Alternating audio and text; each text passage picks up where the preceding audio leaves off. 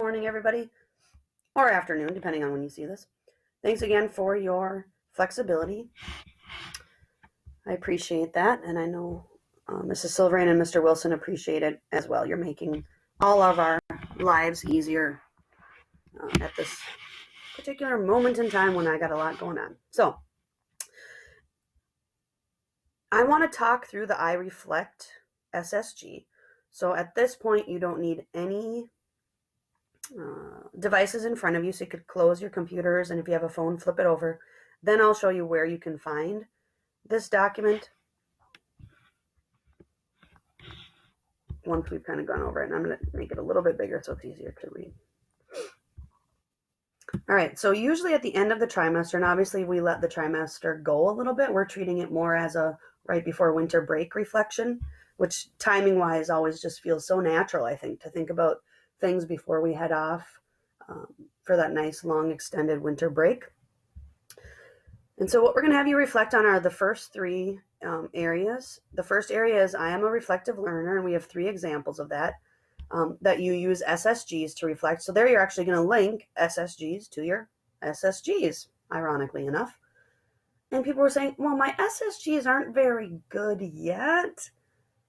And I think that's a time for an honest conversation, that you put what you have on there, you link what you got, and then you explain that maybe you haven't been utilizing this tool to its fullest potential, but that's a growth area, something for you to work on moving forward, right? I mean, that's what these SSGs are all about, is identifying strengths and identifying growth areas. So that could definitely be a growth area. Another area is using to before turn-in. That certainly shows that you're reflective. If you had a first draft and then people looked at it and you made changes, a lot of you were awesome about doing that for the immigration letter or the immigration brochure. I saw tons of to before turn-in. So that would be a great thing to link there and be able to describe how that helped you. The other piece that I put on here is I have updated my learner profile. And hopefully this won't take me too long to search for it while I talk here. It's called Who I Am as a Learner. We filled it out way back in August. And now that you've worked with the 3 of us and you know more about our teaching styles, there's probably more that you could add to this document. Good. Didn't take me too long to find it for you. It was the one where we talked about, and I'm going to scroll down a little bit to get to the part that I changed to blue, because I think this blue part really helped everybody. It's where we talked about how do you get information. Once you get information, what do you like to do with it? How do you like to show what you know? I'm guessing that for many of you, something like labs did not show up. But now you know that Mrs. Silverane is so passionate about labs. So now maybe you can identify, you know what, labs are a challenge for me, because maybe following all those steps gets confusing for you. So maybe you want to make sure you go to coaching workshops and find out more about labs, or whatever the case may be. But that will be something to update and take a look at and see if there's anything that should be changed, modified, updated. And so that's letter C on here. Number 2, I'm a self-directed learner. So being an advocate for yourself, stepping up when you have questions, signing up for conferencing can show that you're advocating for yourself, or coaching workshops and asking questions. Or if there's an email you wrote where you were a great advocate for yourself, some of you are great about reaching out via email. Having a system for prioritizing your learning. Are you writing stuff down in a planner? Are you putting stuff into your phone? Are you an avid expert at using Empower and using that to prioritize your learning? What are you doing to take ownership of your learning and really prioritize your learning? And then giving examples of how you make choices based on your learning needs, which is obviously something you do every single day as part of Adventures.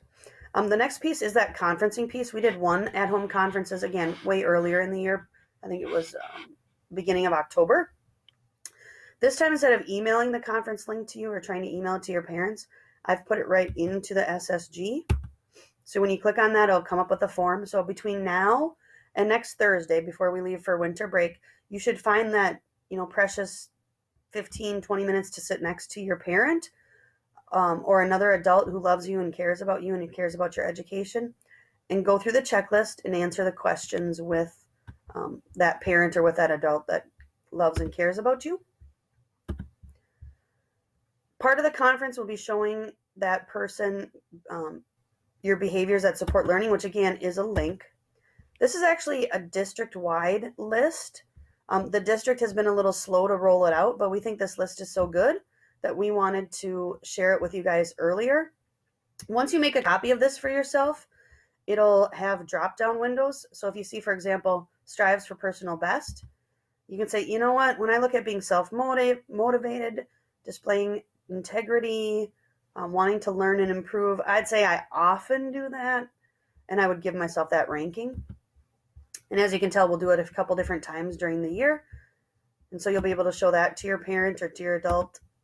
You'll also talk about SSGs with them, your pie chart on Flex Scheduler as part of the at-home conferences, and then also talking about Empower as part of the at-home conferences. And again, when you did this earlier in the year, it was probably a pretty tricky thing. And now you should be a lot more comfortable explaining Empower to your parents and showing them your progress report in the left-hand column. So that's it. I just wanted to give you a brief walkthrough of the document and then show you in Empower where it is, and then you'll have time to work on it.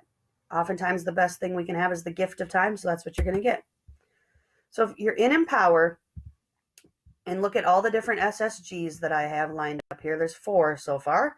iReflect is there, and you just have to make sure you read the title since all of the graphics for the SSGs look the same. One thing I'm noticing is that some of you have made your screens bigger, but as soon as you do that, you can see things start disappearing, and people were saying, but wait, I don't have the right SSGs. Well, if you hit Control- and change your zoom, or use the magnifying glass up in the Omnibar if you have that, you can affect what you see and more things will pop up. So some people were having trouble with that. And then the other thing some people noticed is they had to hit refresh for the SSG for iReflect to show up. So you might just need to play around in Empower. But as you can see, it's definitely there